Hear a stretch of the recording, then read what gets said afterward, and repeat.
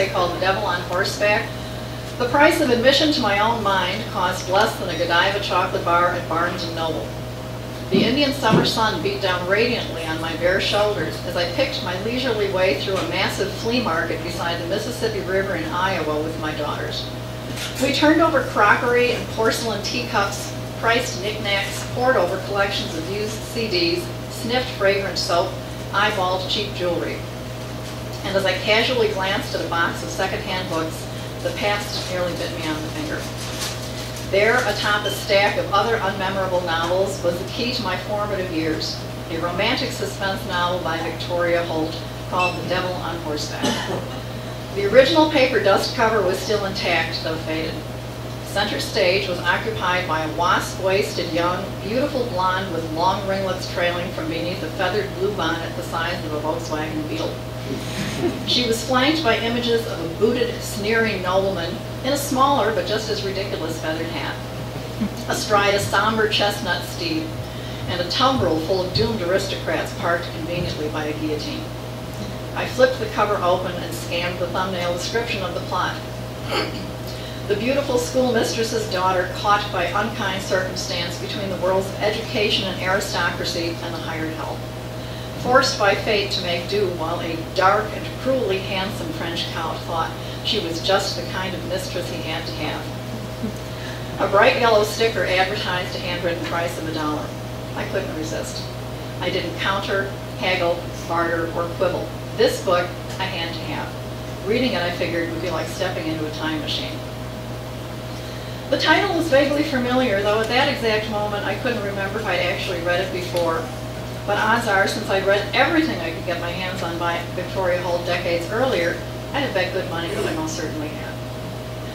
I'll be the first to confess that as a child, I didn't play well with others. There could be 1,000 explanations for that, but we will skip them all here. Suffice it to say that I read my way through my childhood. Growing up on the northwest side of Chicago, I practically wore grooves in the pavement to the local library at Pulaski North Avenue, especially in the summertime. No sooner would I finish an armful of books, Greek mythology, Nancy Drew novels, everything the library had about horses, especially the entire Black Stallion series by Walter Farley. Then off I trekked past Woolworth and the Tiffin movie theater and the bowling alley and the delicatessen that carried those boxes of delicious Dutch chocolates, but always smelled like smoked herring. Arms aching from the load to return them and bring back another. The window of my second-story bedroom fronted on the street, and from the middle of my bed, there in the afternoon light, I retreated into a world of language and imagery, Homeric adventures and western canyons, mustangs and mysteries. It didn't do much for my social life, but it gave me one hell of a great vocabulary and, years later, unquestionably fabulous verbal scores on my SAT and ACT attempts. Somewhere along the line, though, I outgrew my hunger for stories about teenage sleuths and Smokey the Cowpony, and turned avidly to a new genre, romantic suspense.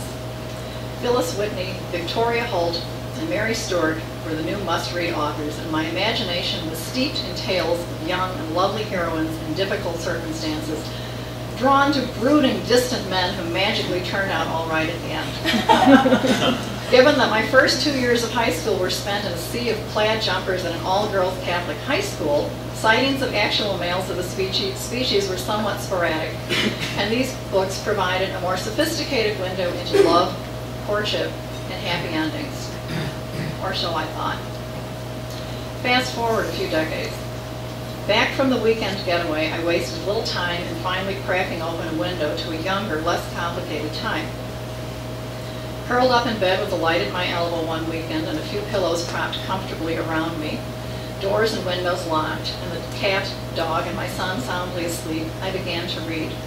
But a journey that started with amused anticipation segued quickly into a dutiful slog through repeated disappointment, finishing at long last with a sense of acute nausea and relief that it was over.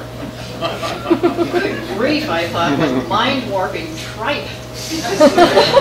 What a toxic influence had cast its malignant and formative shadow on such an impressionable young mind. Knee-jerk reaction, of course. Nobody reads romantic suspense to get a dose of reality. All of the ormolu clocks and clamoring horse-drawn carriages and borrowed evening finery would see to that. But this was ridiculous. I could buy, if pressed, the potential quandary faced by the milquetoast heroine Manila of choosing a loveless if affectionate marriage to the Lord of Derringham Manor, or the reckless and tempestuous life of being mistress of the sneering, bad-mannered, and still married Comte Fontaine de Livre. But for heaven's sake, did this woman never think outside the childish fantasies of her own mind? Did it never occur to her to just ask someone a question point blank about their motives or their feelings? If someone threw a brick through the window of the chateau wrapped in a menacing note, did you think that maybe she'd just go tell somebody? Patience worn thin, I closed the cover and thought about what to do with this new revelation. The trash can seemed too undignified, disrespectful of the past and the arduous journey to the present. Keeping it was unthinkable. Giving it away to charity, well, that would be like donating poison to a food bank. The book sat for weeks in a corner of the living room as I left daily for work or other errands, paid the bills, toted the firewood, got the oil changed in my car. And then the skies parted and the ending to this tale became clear. As evening fell after a day of working in the yard with Chuck and our chainsaws, I do have one, and a cordless drill too. I stood at the edge of the bonfire, blazing with the dusty and cobweb-covered scrap lumber I pulled from the garage and the mountains of brush we'd cut and dragged from the edge of the driveway and raked into the crackling pile. The heat was a palpable, ominous force, smacking my face and my shins if I stepped just a little too close, but step forward I did anyway from time to time, to drag the smoking vines and branches from the edges back to the middle where they popped and hissed before dissolving into ash. I felt exhausted, but triumphant as well, a primitive goddess of fire tending. I'd grown proud of my incremental post-divorce independence over the past couple of years, and I stood surrounded by the fruits of my hitherto most unlikely labors. The tons of gravel moved, the paddock fences repaired, the mulch spread, the plants dug in, the branches trimmed, the shrubs taken down to the ground with the handsaw.